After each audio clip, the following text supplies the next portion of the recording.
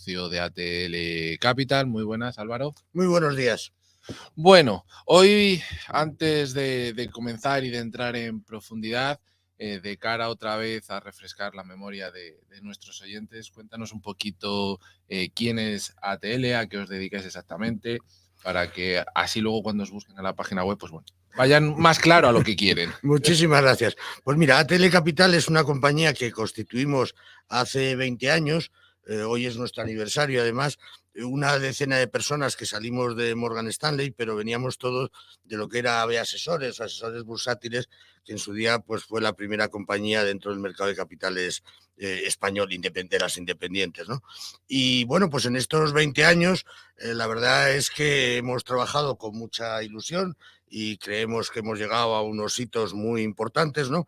Y todo basándonos sencillamente en intentar conocer lo mejor posible a los clientes y darles un servicio pues más, digamos, personalizado y preferencial, que es donde pensamos que muchas veces en lo que es el asesoramiento en España, pues hay ciertas debilidades en algunas entidades, ¿no?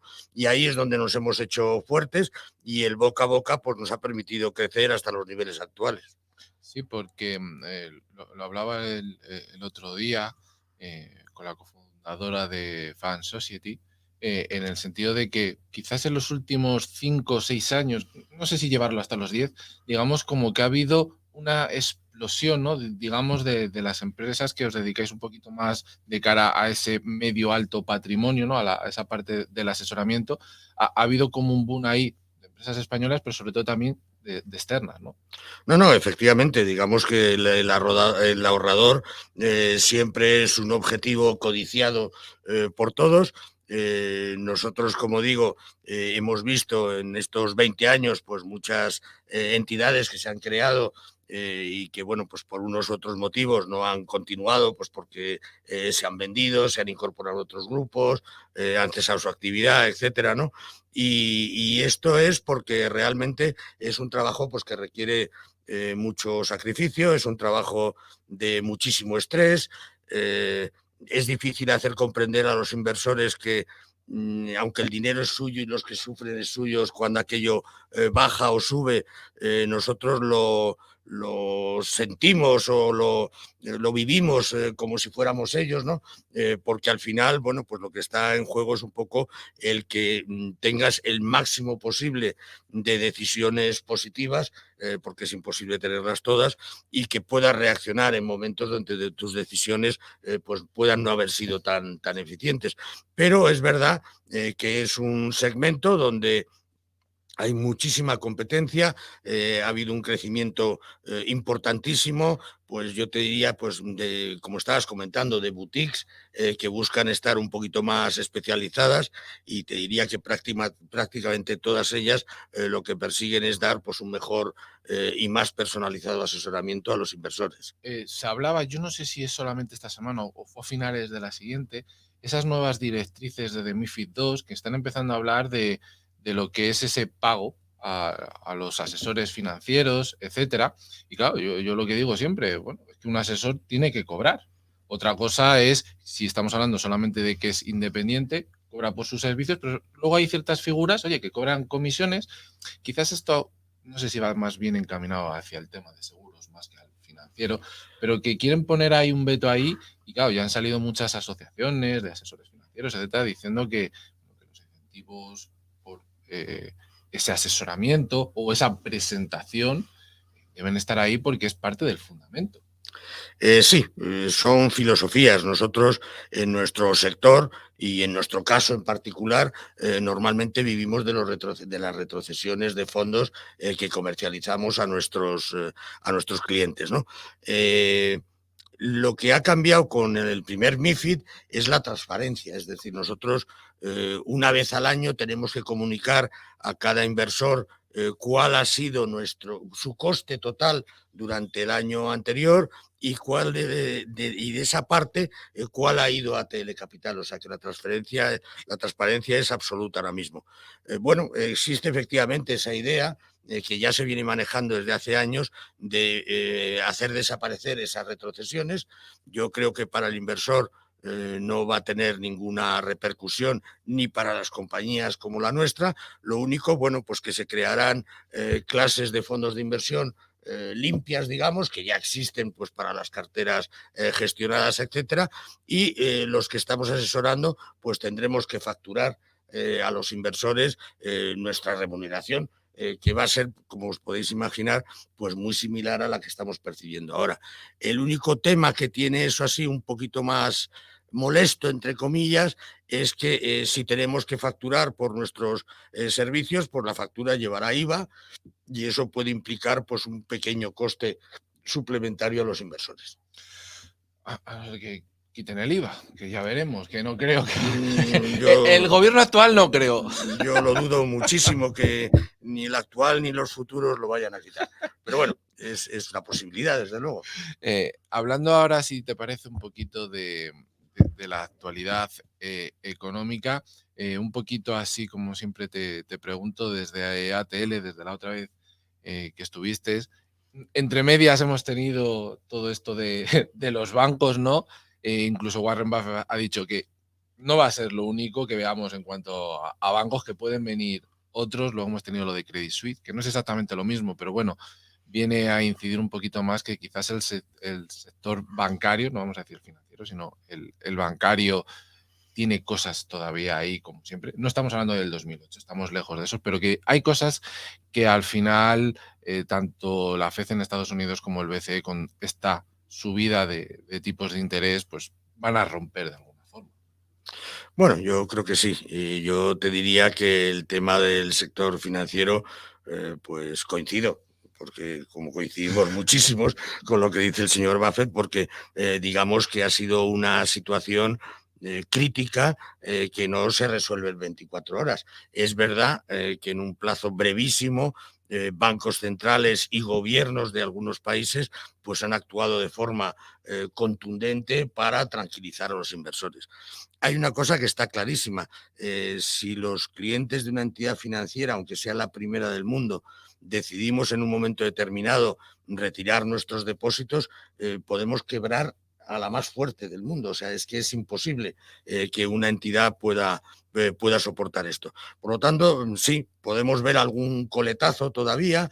Estamos viendo que ha habido una fuerte disminución de depósitos en las entidades bancarias en las últimas semanas, y eso se ha producido en Estados Unidos, se ha producido en Europa, etcétera, donde hemos visto que bueno, pues muchos ahorradores que tenían sus dineros en cuentas corrientes, pues han decidido invertir, pues sobre todo en fondos de los que llamaban antiguamente monetarios, que ahora son renta fija a corto plazo, donde al final detrás pues tienes pagarés, letras del tesoro, algo de renta fija de grado de inversión, etcétera, y te están produciendo unas tires netas pues entre el 2,5 y el 2,70%. Entonces, bueno, yo creo que ha habido una doble operación ahí.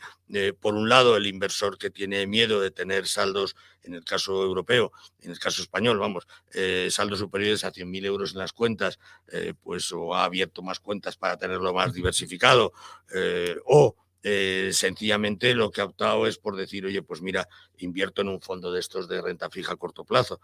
Y por otro lado, las entidades financieras que todavía tienen unos ratios de liquidez para sus posibles operaciones importantísima, pues se han encontrado que no solamente tenían un dinero que no les costaba nada, pero no tenían dónde utilizarlo, sino que ahora pues le pueden sacar una comisión de gestión a esos productos, con lo cual yo creo que beneficia a ambos. La entidad bancaria, por supuesto, cobra su comisión de gestión, pero el ahorrador está mucho más tranquilo y obtiene una rentabilidad que hoy por hoy pues, no está consiguiendo nada más que en muy pocos y muy especiales depósitos. En este caso, desde ATL, la parte de tipos de interés, ¿no? Con esto que pasó con lo de los bancos, empezó el rum rum de, bueno, aquí ya van a parar los bancos centrales de subir.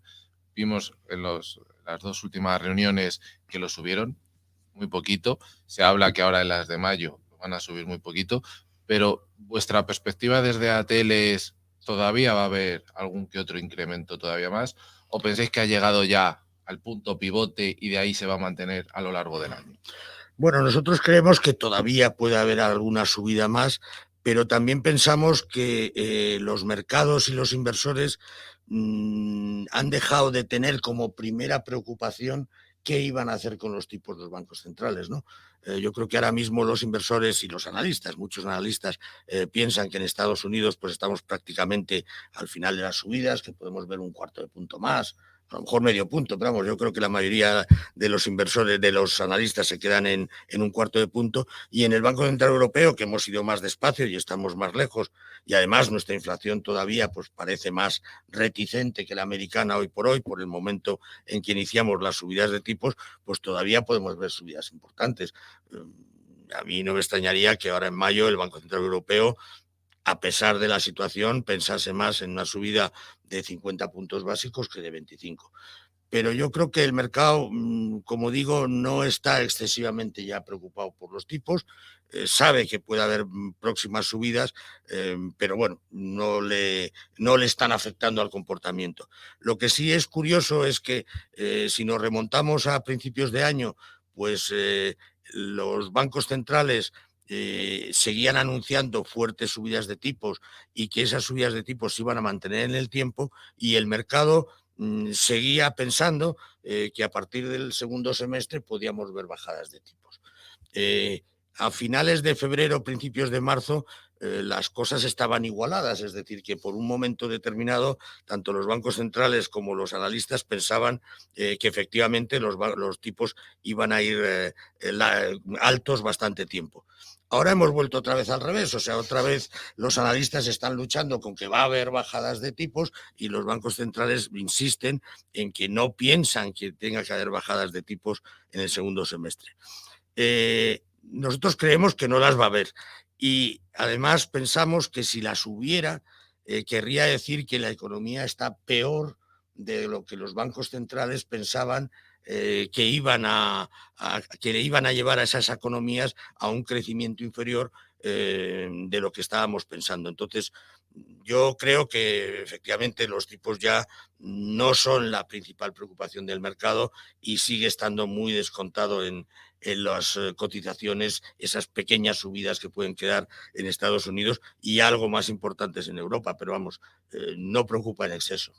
Eh, Haya o no haya al final un poco más o menos de subidas, si solo empezamos a llevar ya a lo que es el crédito, estamos empezando a ver cómo, bueno, desde los papeles que se piden para las hipotecas, ¿no? Para que lo entienda todo el mundo, cada vez piden más requisitos, los están endureciendo, pero no solamente es para el particular, sino las empresas, para sus líneas a corto plazo o a largo plazo, han visto incrementar esa parte de la deuda que tenían que ir devolviendo.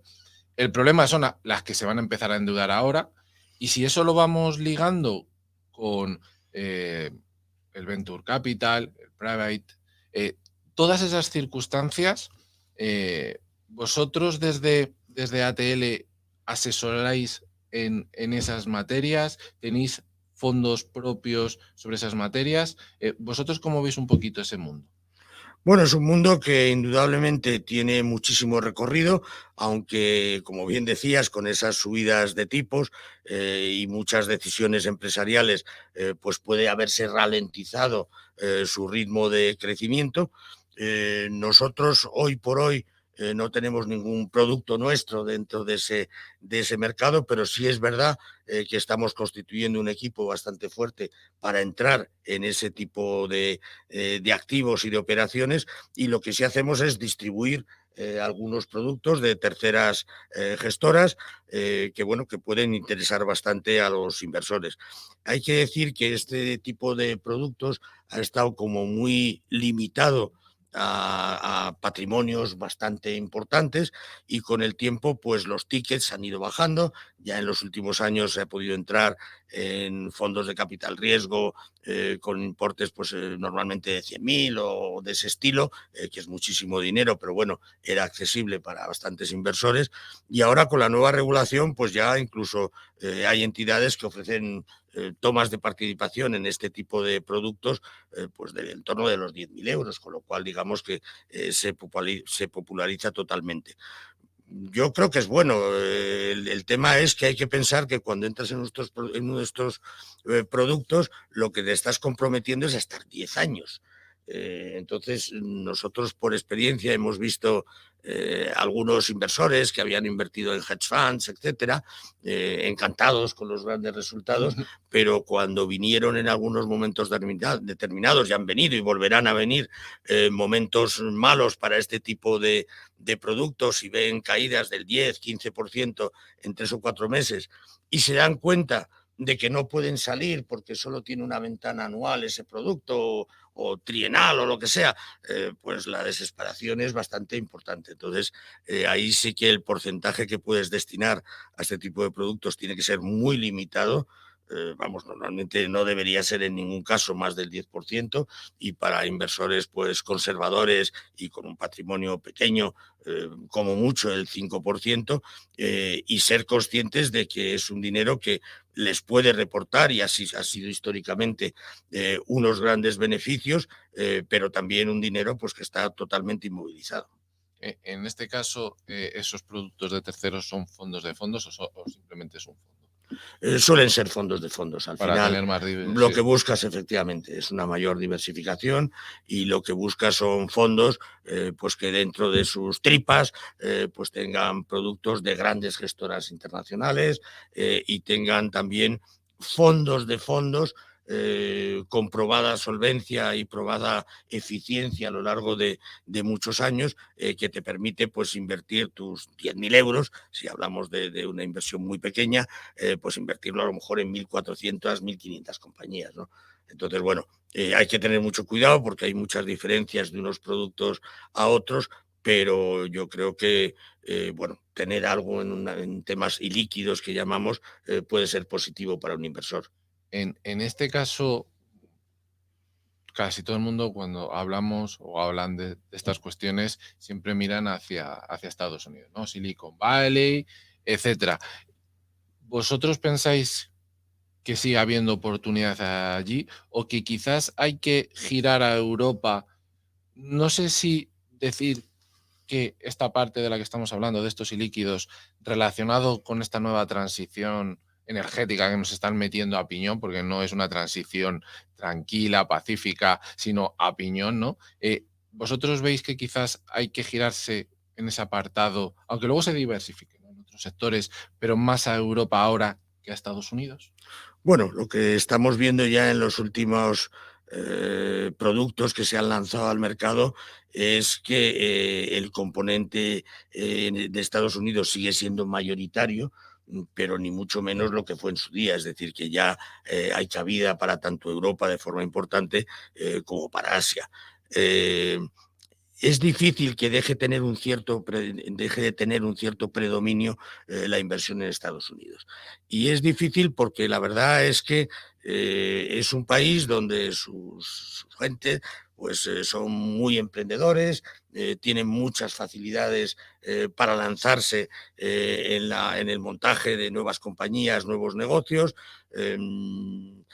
Tienen costes de financiación, pero sí tienen bastante acceso a financiación y entonces, bueno, pues sigue siendo, yo creo, y va a seguir siendo durante una temporada Estados Unidos quien se lleve, digamos, la gran parte de las inversiones de este tipo de productos.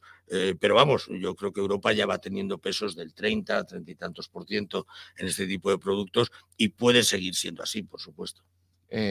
Siguiendo con la actualidad, no sé cómo desde ATL o quizás desde tu persona estáis viendo toda esta guerra de Ucrania, de Rusia, desde el... porque se empieza a hablar, no sé si decir que es la nueva teoría, pero bueno, parece que va tomando cuerpo, ¿no?, que la globalización se terminó, es decir, los años dorados de la globalización, del crédito barato, todas esas cuestiones se están acabando, que se están empezando a imponer políticos o partidos políticos que están mirando más internamente hacia el país de cara a vender su negocio, ¿no?, como se suele decir, y que esa parte de globalización hacia la destrucción está llevando también a que se esté fragmentando el mundo, ¿no? Estamos viendo cómo se habla ahora de que el yuan está empezando a tomar peso con Rusia, con la India, con Arabia Saudí, con esos acuerdos, y que vamos ahí quizás a una fragmentación bastante importante y no sé si esta cuestión, desde ATL y desde otras compañías, las estáis viendo con preocupación porque puede llegar un momento en que cuando se va a realizar a lo mejor esas inversiones que tú dices, claro, en función del mundo donde vaya a ir a lo mejor cierta tecnología, en la otra parte no funciona. Un poco, ¿no? Como ocurre con los móviles, ¿no? Hay dos, digamos, y ahora ya son más complementarios, pero al principio no lo eran. No, no, por supuesto. Bueno, lo primero del tema de la globalización, pues yo creo que ha sido como la fobia de durante muchísimos años, porque al final lo que se trataba era de producir más y más barato si era posible, y ha habido muchas empresas que no han tenido problema en deslocalizar sus producciones, ¿no? O parte de las mismas. Yo creo que lo que nos ha enseñado el tema de la pandemia, sobre todo, ha sido que económicamente puede ser interesante para las empresas, pero en situaciones complejas, pues ha producido un desabastecimiento y unos cuellos de botellas que han sido en gran parte por los que nos han traído estas inflaciones tan importantes, el que han traído de cabeza a muchísimas empresas que han visto cómo tenían que parar producciones por falta de componentes, y yo creo que seguramente no nos vamos a volver locos ahora. Es decir, que sí va a haber una serie de inversiones en muchos países desarrollados que habían prácticamente trasladado porcentajes elevadísimos de su producción o montaje a otros países, pues vamos a ver inversiones que van a permitir asegurar que, aun en casos muy específicos, pues vas a tener los componentes necesarios para no tener que parar producción, ventas, etcétera, ¿no? Entonces, eso por un lado, ¿no? Pero yo creo que tampoco es que se vaya a acabar la deslocalización, sino que va a ser más moderada la cifra que se aporte a ello. Y luego, pues sí, estamos en un momento delicado porque, bueno, pues ese eje de China, esas nuevas problemas o entre Estados Unidos y China, pues nos pueden llevar a que esa falta de cesiones tecnológicas o pues produzcan, digamos, unas diferencias importantes dentro de los componentes que unos y otros países puedan producir y también puedan consumir, que eso pues sería bastante duro para la economía y bastante duro para el consumidor, que tendría menos opciones, digamos, en las que fijarse a la hora de comprar cualquier tipo de activo, ¿no? O vamos, de elemento o de bueno, ropa o teléfonos, lo que sea, etcétera, ¿no? Entonces, bueno, yo creo que hay que estar atento a ellos. Es verdad que se espera se siga habiendo un crecimiento importante, sobre todo en Asia, etcétera, pero bueno, habrá que mirarlo también en un contexto donde las compañías se han estado o se están protegiendo ahora mismo para evitar esos momentos delicados de cuellos de botella, y eso puede significar pues también una mayor dificultad para el crecimiento de esas zonas. Ya para ir terminando, que nos queda poquito, Álvaro, de cara a este momento que estamos viviendo, desde distintos compañeros de profesión, desde distintos analistas, están hablando de que a lo mejor vamos a vivir con todo esto que estamos hablando ahora, vamos, para simplificarlo, como una lateralidad, ¿no? Es decir, cuando vayamos a ver un índice, un SP 500, un Nasdaq, va a haber como cierta lateralidad, ¿no? Subidas, bajadas, pero que no vamos a ver, cuando veíamos el gráfico, ¿no? De cualquier activo, que lo veíamos subir como si no hubiera un mañana, que eso quizás durante un tiempo, no sé si hasta 2024, un poco más allá, va a estar lateralizado, vamos a estar ahí. Y que en ese proceso, desde el periodo este que llevamos así, ¿no? Que es desde casi mediados del 21 hasta ese 24, ellos están hablando de que hay que invertir a no perder y que si puedes conseguir un extra, oye, pues bienvenido sea, pero que quizás es un momento como de espera hasta que se arregle un poquito todo para volver a encontrar quizás ese valor real una vez que se hayan depurado todas esas valoraciones excesivas que hemos tenido. Bueno, así es, efectivamente. Yo creo que ahora mismo las cosas han cambiado porque nos encontramos, por ejemplo, que en lo que es la renta fija hemos estado muchos años prácticamente sin obtener rentabilidad en la renta fija y luego un 2022 catastrófico donde se ha perdido más en las carteras de renta fija en muchos casos que en las de renta variable, que suena increíble, pero es así, ¿no? Y ahora por lo menos nos encontramos con una renta fija que sí te paga. Hemos dejado de tener todos esos billions o trillions, ¿no? de dinero que teníamos que pagar al emisor para que nos guardase el dinero a un momento donde la renta fija pues se puede ganar dinero ahora. Hay que ser prudente y buscar qué tipo de renta fija compras, etcétera, pero eso está claro. En el tema de la renta variable, bueno, ahí sí que hay grandes diferencias geográficas, o sea que nosotros el PER de las bolsas europeas lo seguimos viendo, está todavía pues por debajo de su media y lo seguimos viendo muy interesante para invertir en estas compañías, donde al final lo que esperamos son crecimientos del 5 o 6% normalmente, no esperamos cosas espectaculares. Y sin embargo, pues en lo que es las compañías de crecimiento, donde ya vemos un volumen mucho más importante de estas en Estados Unidos, pues indudablemente muchas veces pues los PERs no tienen sentido, ¿no? Oía a un compañero esta mañana en una radio que estaba comparando Tesla con BMW. Claro, BMW tenía 3 veces su deuda y Tesla está en un PER de 70 veces, o sea que, claro, eso no se puede mantener y a pesar de que bajó de 300 a 125 y ahora se ha ido a 200, etcétera, pues sigue estando carísima. Entonces, yo creo que ese tipo de compañías hay que vigilarlas muy de cerca porque son difícilmente sostenibles. Pues ha sido un placer, Álvaro, tenerte aquí como siempre, que expliques tan bien y como siempre esta es tu casa y bienvenido. Muchísimas gracias a vosotros por contar conmigo. Pues hacemos ahora una pequeña pausa y volvemos.